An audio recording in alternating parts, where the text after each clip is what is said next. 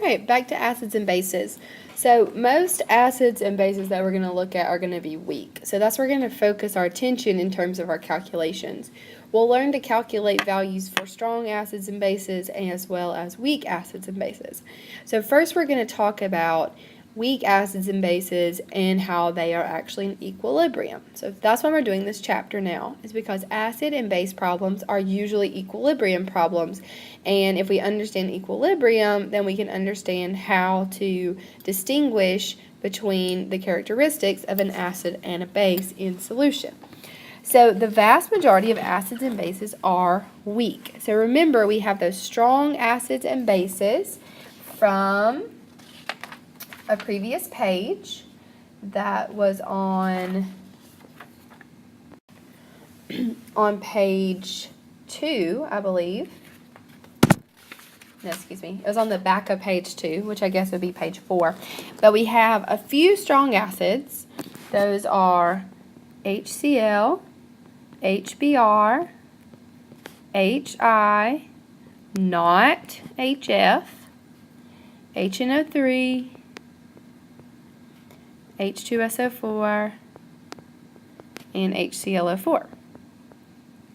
So anything else other than those 6 is a weak acid. Some include HClO3 as a strong acid, but we'll leave it at this list of 6 for now. So anything else would be weak. That means that it is in equilibrium, and the equilibrium lies far to the left. So it is very reactant favored. So that means K, remember from last chapter, K is going to be less than 1 for these acids. The K value for an acid is known specifically as Ka. Now it's no different from the Ks that we learned about in the equilibrium chapter, except that it is just telling you that this is the K value for an acid. It is set up the same way, products over reactants.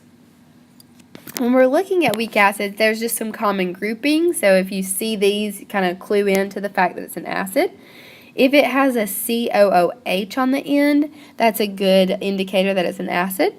And then most of our weak acids are oxyacids, meaning they have oxygen, some other nonmetal, and then your hydrogen, like phosphoric acid and nitrous acid.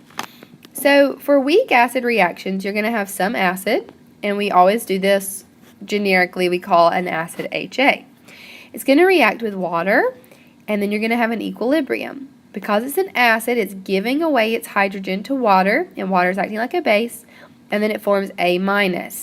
This A- just means whatever's left other than the hydrogen. The K value, or the K expression, I should say, is then equal to the concentration of your H3O plus times the concentration of your A-. Those are your products. They will always have coefficient of 1, because remember, an acid only loses 1 hydrogen at a time, divided by HA. Notice, what is missing down here? Well, we're missing water because it is a pure liquid, and those are not included. So this is the Ka expression. If you were to plug in your values for the concentrations of these things, you would get values much less than 1, meaning that those are weak acids. As the value gets closer to being 1, then you are getting stronger and stronger in terms of your acid. If we look at this chart down here, you'll see a list of acids, their formula name, and value of K. So we can have acids that go down to 10 to the negative 10 and even lower. And then things like 10 to the negative 2 would be a pretty high value for a Ka. Those would be on the stronger side. Now, none of these are strong acids. Strong acids don't have K values. Remember, they would be like infinity because there are not any reactants left. But weak acids all have K values, and some weak acids are a little stronger than others, so their K value would be higher.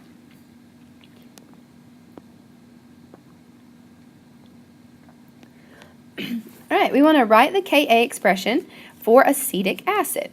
So acetic acid is on the chart there, but it's HC2, H3, O2. All right, then we're going to react it with water. It's going to be in equilibrium because we know it's not one of those 6 strong acids. And then we'll get H3O plus because it's an acid, acetic acid. It's going to donate a hydrogen. And then we'll have C2H3O2 negative left. So to write the Ka expression, that would be our products, H3O plus and C2H3O2 minus, careful with your charges, divided by HC2H3O2. And all of those are in brackets because when we're doing K values, we're talking about the concentration. And they're all raised to the first power because there's no coefficients in that reaction. And water is left out because it's a pure liquid. All right, weak bases are very similar. These are bases without OH in them. And they act like bases because they pick up a hydrogen. Remember, bases are hydrogen ion acceptors or proton acceptors. Common examples of bases are given here, and notice what they have in common. NH3, CH3NH2, C2H5NH2. Most weak bases involve nitrogen. So if you're looking at an acid-base problem and you see a nitrogen-containing compound and it's not HNO3 or HNO2, it's probably an acid. It's probably a base. Most weak bases involve nitrogen because nitrogen, like in NH3 here, it has this lone pair, lone pair, lone pair, lone pair, lone pair, lone pair. The lone pair on nitrogen is a great spot for hydrogen to come and land. H plus, positively charged, is going to like those negative electrons hanging out there. We'll go land right there, making this molecule positive and a hydrogen acceptor, which is a base. All right, at the top here, it tells us that the equilibrium expression for bases is known as the Kb. It is written just like any other K, products over reactants. So here we have a generic base equation where we have some base B plus water. What do bases do? They pick up a hydrogen. So we're going to make HB positive because that hydrogen was positive, and then we'll be left with OH minus. So the equilibrium will be the products over the reactants raised to their coefficient, and notice water's missing because it's a pure liquid. Now, if these are weak bases, this equilibrium is going to be much less than 1 because we're going to have mostly reactants. In this table, we have a list of weak bases. We have their formula and then their conjugate. Remember, a weak base picks up a hydrogen to form the conjugate acid. These are not in order exactly, but we could think, okay, this negative 10 here, that's probably the weakest base we have. And then 5.6 times 10 to the negative 4th, that would be the strongest base on this list. Again, it's still a weak base, okay, but it's stronger than the others on that list. All right, write a Kb expression for ammonia. Well, let's first write the reaction. Ammonia is NH3, and it's reacting with water. And it's a base. I know that because they said Kb. What do bases do? They pick up a hydrogen. NH4 plus, OH minus. So that'd be Kb equals products. NH4 plus times OH negative divided by reactants, NH3.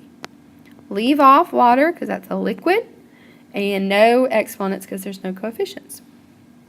So notice it's saying that Ka and Kb expressions look different. Look very similar. However, there is a difference. In the Ka expression, you're always going to see H3O plus. And in the Kb expression, you're always going to see OH minus. So the base produces hydroxide and the acid produces hydronium.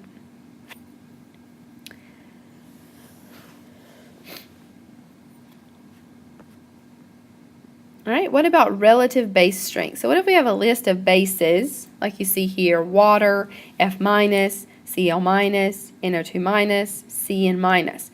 And I want to know which of these bases is the strongest, and then which of these bases is the weakest.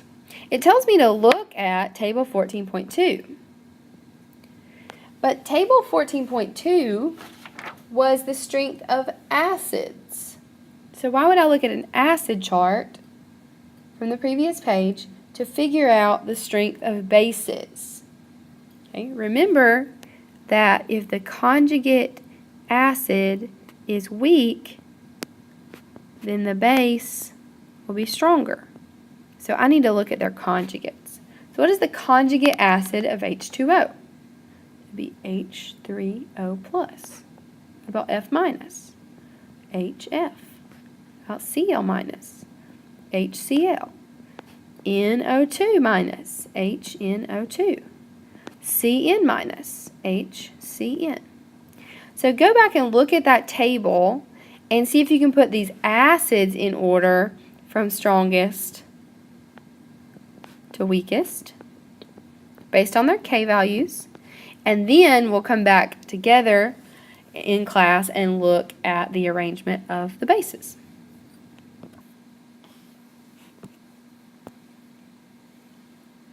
Okay, on this slide we're looking at just water and some of its properties. So in a solution of water, some of the water molecules will interact, and one water molecule can pick up a hydrogen from a neighboring water molecule to make H3O+ and OH-.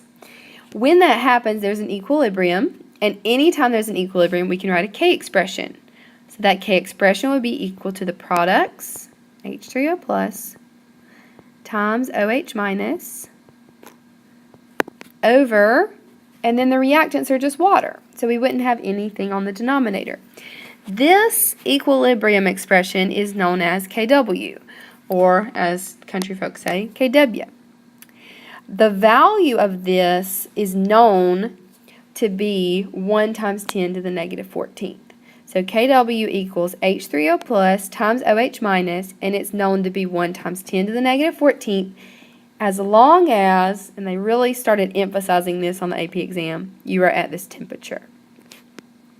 So what this equation allows me to do is, if I know the value for H3O+, then I can find OH-, or vice versa, because their product is equal to this value as long as I'm at that temperature. If the temperature changes, the value of K changes. Remember that from the equilibrium chapter. Temperature is the only thing that can change our equilibrium constant. But if the temperature does change, they'll give you the value for the new K, and you can still use that to find H3O+ if you have OH, or OH if you have H3O+. Another important way we can use this Kw expression is that Kw, or the equilibrium for water, is equal to Ka, the equilibrium for the acid, times Kb, the equilibrium for the base, if these two are conjugates. Now remember that conjugates are things that differ by 1 hydrogen. So we said if a conjugate acid is stronger, then the conjugate base is weaker, and vice versa. And this is why. If Ka goes up, Kb has to go down. Or if Ka goes down, Kb has to go up. So that's why our conjugates are opposite in strength, because the product of their values has to equal Kw. When we're looking at OH- concentration and H3O concentration, which we can get from this equation here, if they are equal, then we have a neutral solution. But if the OH- is greater than the H+ concentration, then the solution is basic. And if the OH- is less than the H+, the solution is acidic. So just depending on which species we have in higher concentration, that's going to determine whether we have an acidic or a basic solution. But there'll always be some of both in water. Just depends on which one you have more of. So there's this tendency to think that in acidic solution we have H+, and in basic solution we have OH-. That's true, but we have both of them in both situations. We just have more of one depending on the type of solution.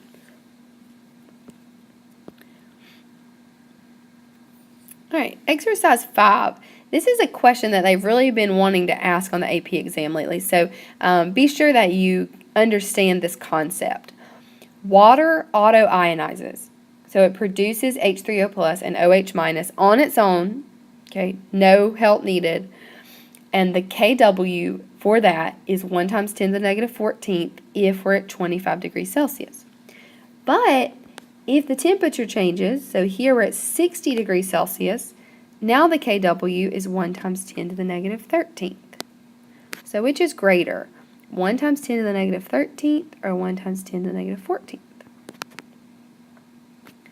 1 times 10 to the negative 13th is greater. And remember, kW is our products over our reactants. So if kW is greater at 60, that means I have more of both of these at 60. So the first question says, using Le Chatelier's principle, predict whether the reaction is exothermic or endothermic. So at 60, the temperature went up. And at 60, I'm making more products. So I'm going this way. So if the temperature goes up and I move to the right, where is the heat? So the heat could either be on the left as a reactant or the right as a product. The temperature went up and I moved to the right. So if heat's a reactant and it goes up, that would be the appropriate way to move. But if heat was a product and it went up, then I should be moving left, and I'm not. I'm moving toward more products because my K value got bigger. So if heat is over here, what kind of reaction is that called? Endothermic. Heat as a reactant. Calculate H plus and OH minus in a neutral solution at 60 degrees Celsius. So at 60 degrees, kW equals H plus, or H3O plus, times OH minus, and that equals 1 times 10 to the negative 13th, from right up here. H plus and OH minus are equal, if we look up here, they are equal in a neutral solution. So I can call each one of these x, because they're equal. So x times x, which is x squared, equals 1 times 10 to the negative 13th. And then I take the square root and find that in a neutral solution, my H plus and my OH minus are equal to the square root of 1 times 10 to the negative 13th, which is 3.16 times 10 to the negative 7th. Molarity would be my unit. So whenever we're solving and we're finding concentration, then our unit is molarity. All right, now for the pH scale. You may have seen pH before, hopefully, and you know that above pH, so looking over here, if we have a pH above 7, then that's a basic solution. And if we have pH below 7, then that's an acidic solution. And if we have a pH at 7, then that is a neutral solution. Now this chart is based at 25 degrees Celsius. So if our temperature changes, our neutral point is going to shift as well. So keep that in mind. We're going to do most of our experiments and most of our problems at 25 degrees Celsius, but if the temperature happens to change, then 7 is no longer neutral. That point's going to shift slightly. So how do we find the pH? These are our key equations. pH equals negative log of the H plus concentration. pOH equals negative log of the OH minus concentration, and pH plus pOH equals 14. Okay, so let's look at some calculations down here. They want us to find the H plus or the OH minus from the information given.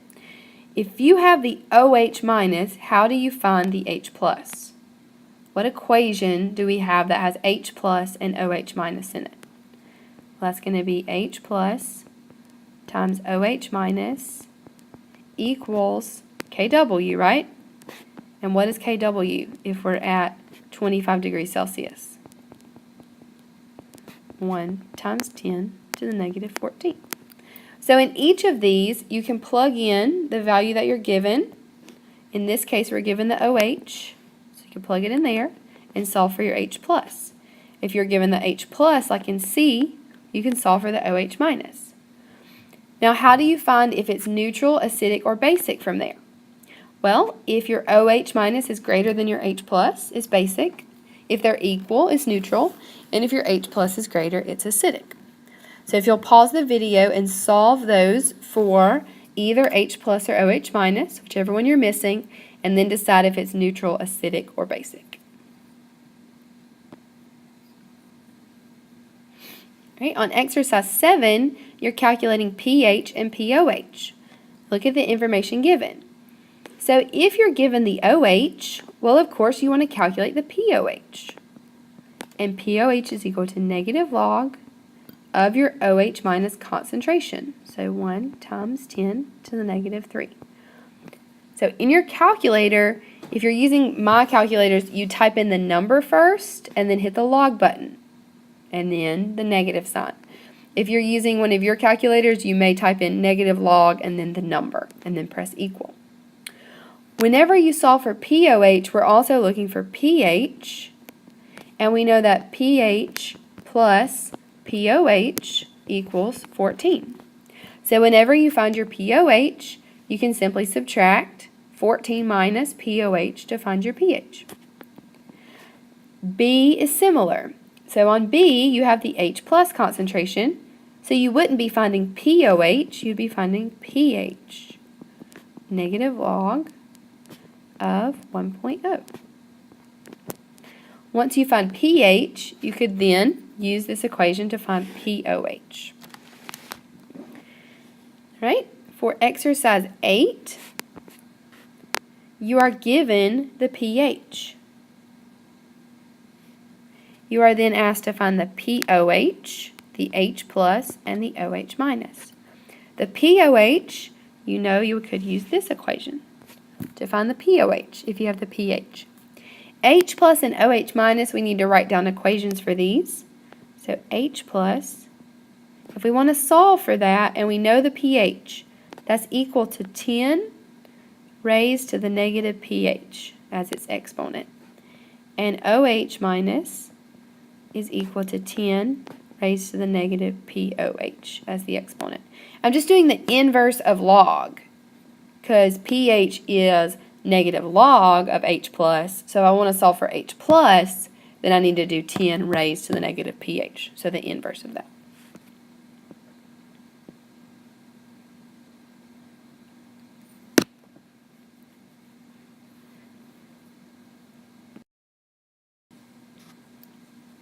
All right, we'll stop there, but before you walk away from your notes, I want you to look at exercise 9 and just write the reaction for me.